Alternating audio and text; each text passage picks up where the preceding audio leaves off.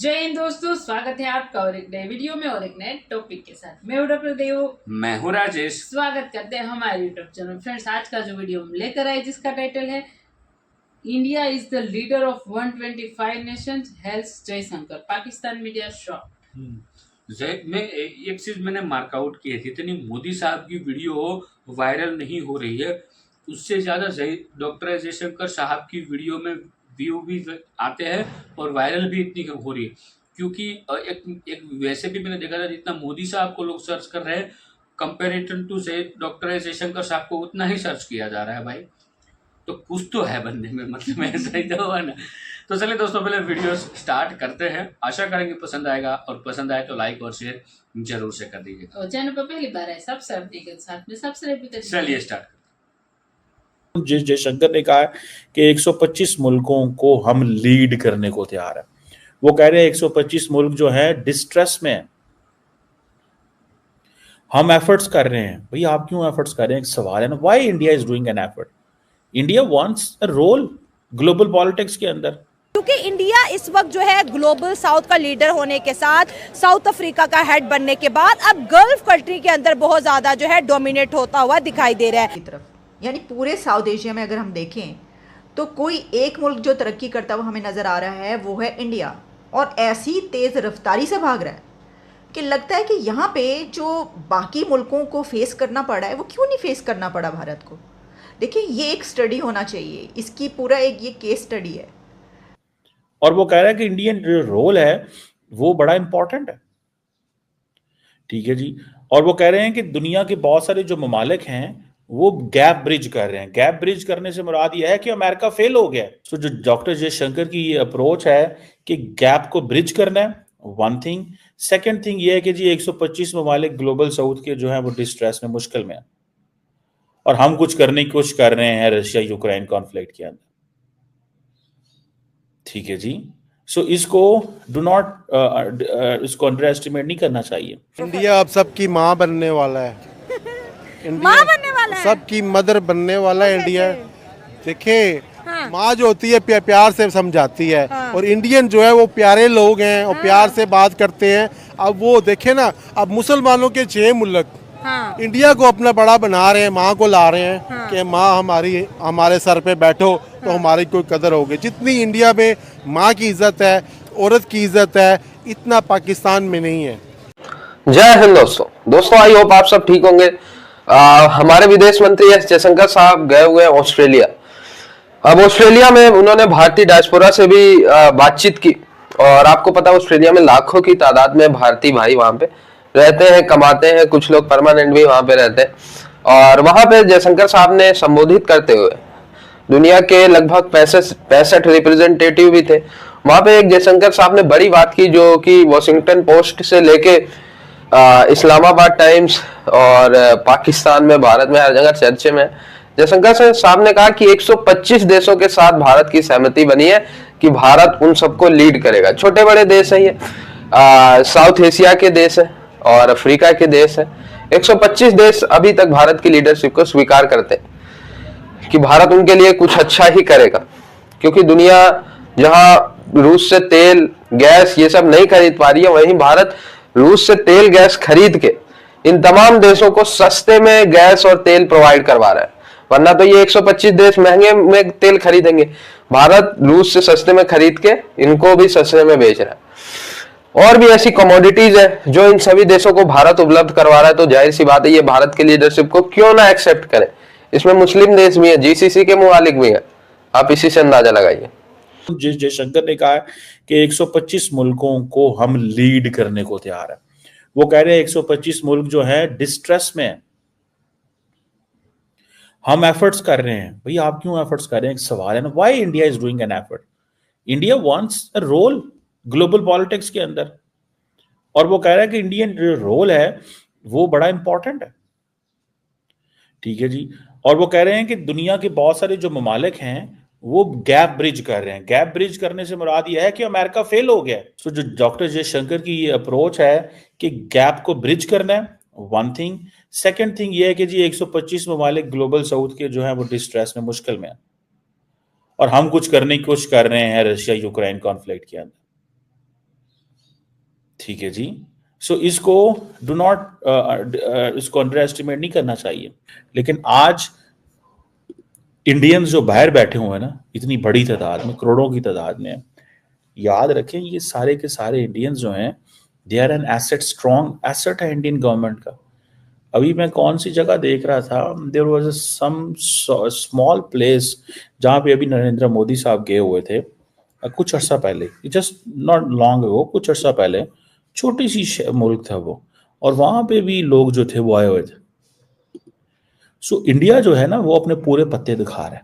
India कह रहा है कि जी मिसाल के तौर पे bridge the gap, bridge the gap मुराद ये है कि सारी ग्रेट पार्ट्स फेल हो गई हैं।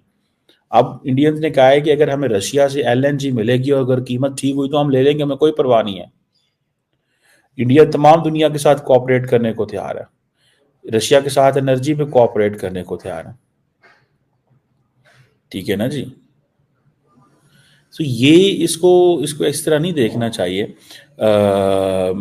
और वो इंडियंस क्या कहते हैं, वो कहते हैं कि ये जो एनर्जी में इन्वेस्टमेंट है ना, ये नॉन आइडियोलॉजिकल है, नॉन पॉलिटिकल सिचुएशन है। मतलब ये वो कह रहे हैं कि don't grab us in an ideological battle और political battle. So investing in energy projects is non ideological and non political. So हम अपनी मर्जी करेंगे बिकॉज यू आर फेलिंग, आप नाकाम हो रहे हैं। अब देखें, जब जयशंकर ये कह रहे हैं ना we need to bridge the gap, it means आप नाकाम हो गए हैं भाई साहब, फेल हो गए हैं आप नाकाम हो गए हैं। ठीक है जी, ये चीज उन्होंने जो है वो कही है कि आप बिल्कुल नाकाम हो गए हैं। तो जयशंकर साहब का जो एड्रेस है वो अभी उन्होंने इंडियन कम्युनिटी से भी किया है वहां पे। ठीक है, वो इसीलिए किया है ये सारी चीजें के लोगों को बताने में कि मैं ऑस्ट्रेलियन, इससे पहले कि देखिए ये भी एक बड़ी स्ट्रैटेजी होती है।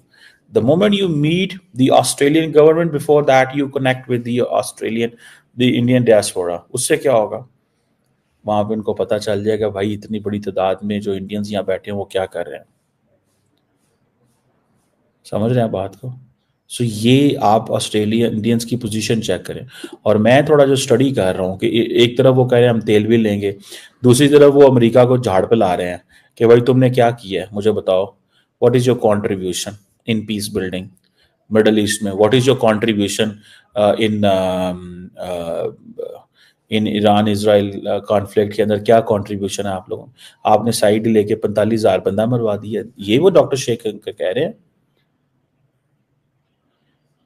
और वो जो कह रहे हैं कि हम जो अब चाइना जो है वो लीडरशिप को गैप को फिल कर रहा है, तो जो अमेरिका का फेलियर है हम उसको फिल कर रहे हैं।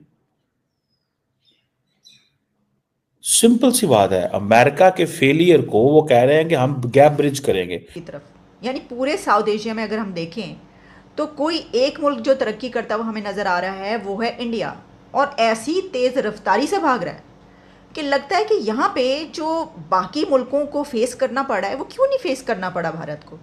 देखिए ये एक स्टडी होना चाहिए, इसकी पूरा एक ये केस स्टडी है।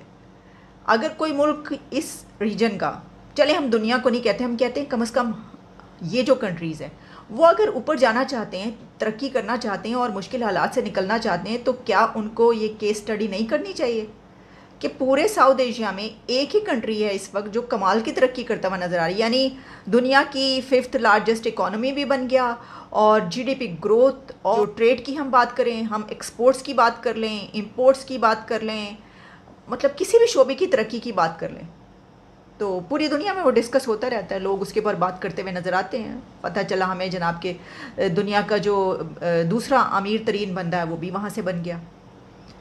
चलें, ये तो मैं बिल्कुल एक आपको कुछ पॉइंट्स बता रही हूँ, लेकिन अगर आप इसकी तो बेस तो यही है ना कि उनकी इकॉनमी कहाँ पर है, वो कितना तरक्की कर गया है इंडिया, कैसे किया उसने इतनी तरक्की, उसके पास ऐसा कौन सा जादू का चिराग है, उन्होंने कौन सा मंत्र फूंका है, मतलब क्या मैजिक है उनके पास।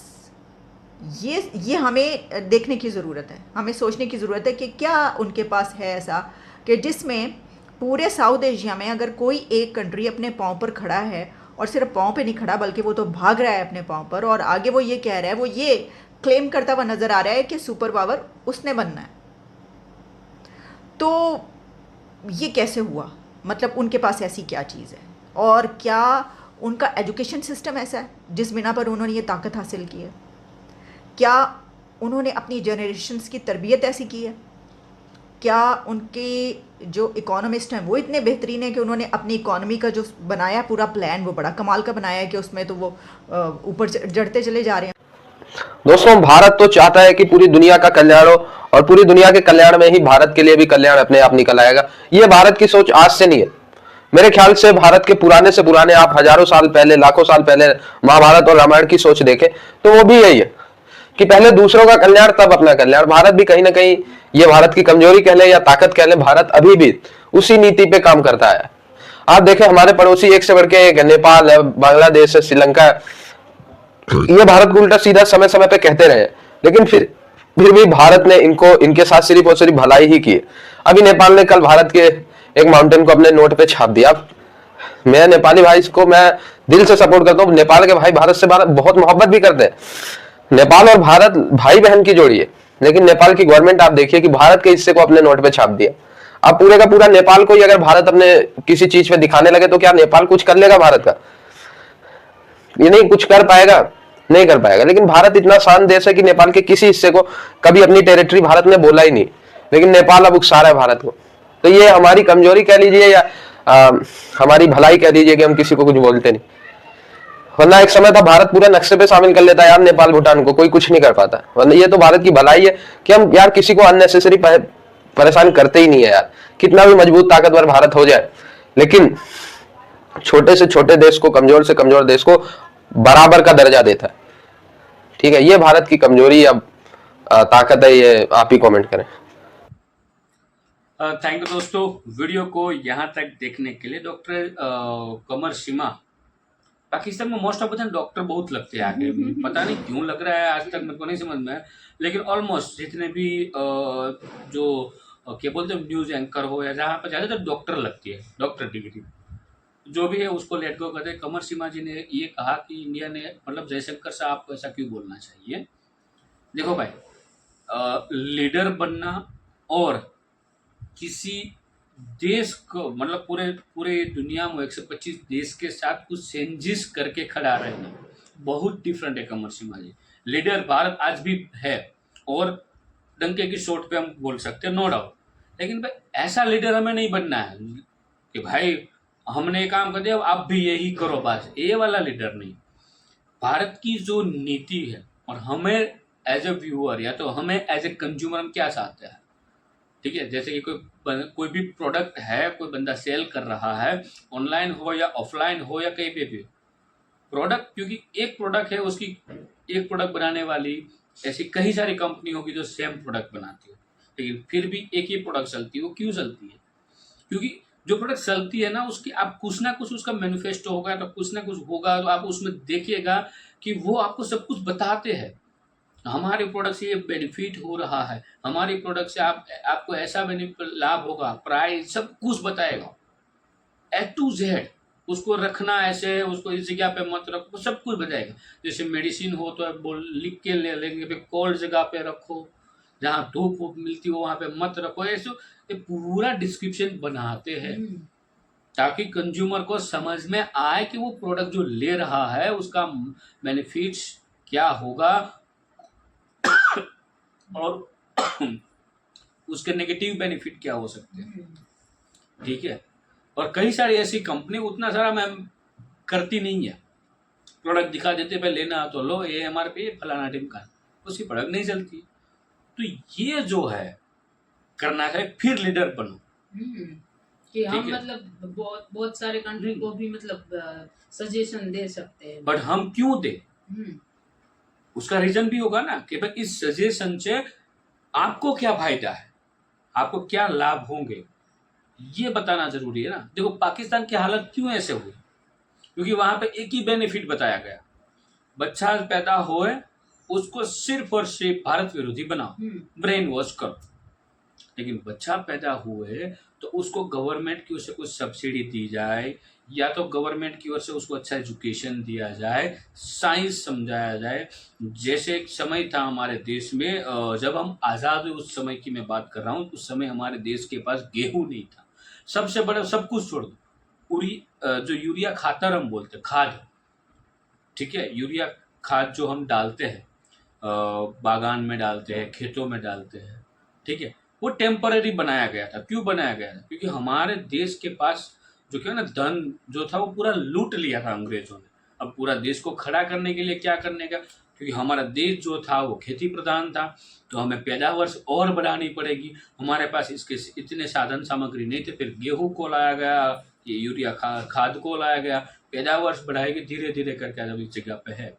नो डाउट अब सरकार चाहती है कि वह आप कैसे भी करके यूरिया खातर के ऊपर डिपेंडेंट लोग ना रहे, और जो हेल्थी खाने की जो चीज़ होती है, जिसको हम अभी आजकल तो यही प्रचलित है, आयुर्वेदिक मेडिसिन यूज करो, ऑर्गेनिक फूड खाओ, अब उसके ऊपर फोकस ज़्यादा हो रहा है। क्योंकि हमें जो ज़रूरत थी वो पूरी हो चुकी है। अब हमें ज़रूरत है देश को पूरा हेल्थी करना, हेल्थ बनाना।